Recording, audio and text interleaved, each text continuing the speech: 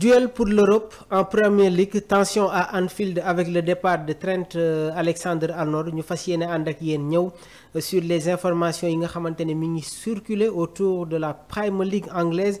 Donc jamono ji nag la lutte pour les places européennes bat son plein. Donc Newcastle ak Chelsea war nañu jongante dans un choc décisif pour le top 5 pendant que Southampton moom mi ngi tenté de sauver l'honneur face à Manchester City, mais nag les regards se tourneront fële nga xamante ne moom mooy ca Anfield où Trent Alexander-Arnold en partance pourrait voir l'amour du COP se transformer en désillusion. Donc gis nañu déjà des critiques yi nga xamante ne commencé na dal sur le défenseur des Three Lions, défenseur de Liverpool qui s'est engagé en faveur du Real de Madrid.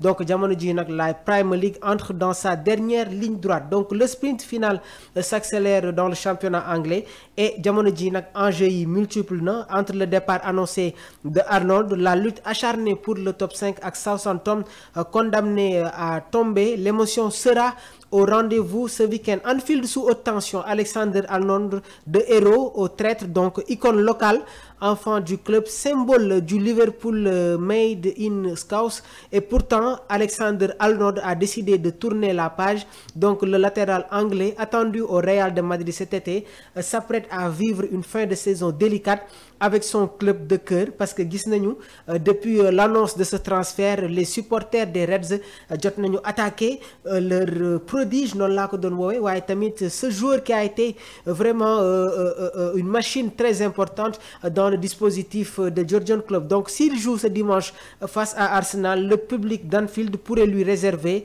un accueil mitigé. Beneen rencontre Newcastle Chelsea, ce sera le choc dans le championnat anglais, donc choc décisif pour l'Europe. Dans le haut du tableau, duel bu war a am entre Newcastle 4e et Chelsea 5e promet d'être bouillant et à égalité de points.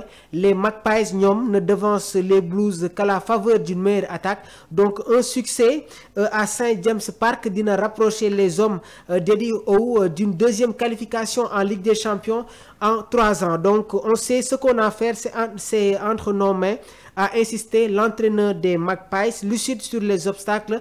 Après Chelsea, ces joueurs affronteront Arsenal puis Everton. Mu nekk un calendrier très serré pour les Magpies. Chelsea de son côté pourrait voir Nottingham Forest 6e à 2 longueurs lui souffler la place en cas de défaite face à Leicester City. Un sprint final décisif tendu électrique. À noter que la 6e place de la la 6e place de Premier League sera également qualificative pour la Ligue des Champions, étant donné qu'un club anglais remportera la Ligue Europa. Donc ki nga xamante ne nag moom mooy jël 6e dans la Premier League dina mën a bokk sur li nga xamante ne moom mooy la Ligue des Champions. Donc Ligue des Champions bi nga xamante ne nag final bi war na am diggante Paris Saint-Germain ak FC Barcelone ak équipe bii di Inter. Donc Manchester United ak Tottenham ñoom dinañu jouer finalu Europa League bi, le trophée en finale le 21 mai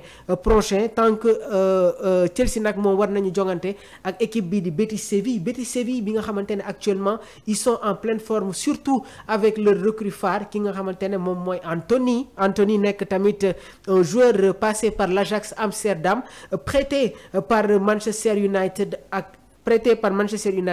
équipe bii di Betis Séville. Donc ils sont en finale après avoir éliminé équipe bii di Fiorentina. Donc les 5 condamnés à tomber avec la tête haute. En bas du classement, Southampton ñoom ils n'ont plus rien à espérer si ce n'est de sauver l'honneur. Bon dernier, les Saints voudront probablement éviter d'égaler le triste record de Derby County, 11 points en 2008. Il leur manque encore 1 point en 3 matchs pour y échapper. Le coach intérimaire nag Simon Rusk a fixé un cap clair. Li mu wax nag mooy il faut terminer avec dignité. Manchester City, Everton et Arsenal, selon le dernier juge, ce n'est pas le moment de céder à la peur. Il faut finir la tête haute. Mu nekk kàddu yi nga xamante ne moom la coach intérimaire bi bu Southampton Simon Rusk yëkkati ci match bi nga xamante ne war nañ ko football ak équipe bi di Manchester City. Ça a été un réel plaisir de vous avoir servi. Di jaajëfal bu baax a baax Omar Sylla mi nekkoon dans la partie technique et la réalisation. Jërë ngeen jëf.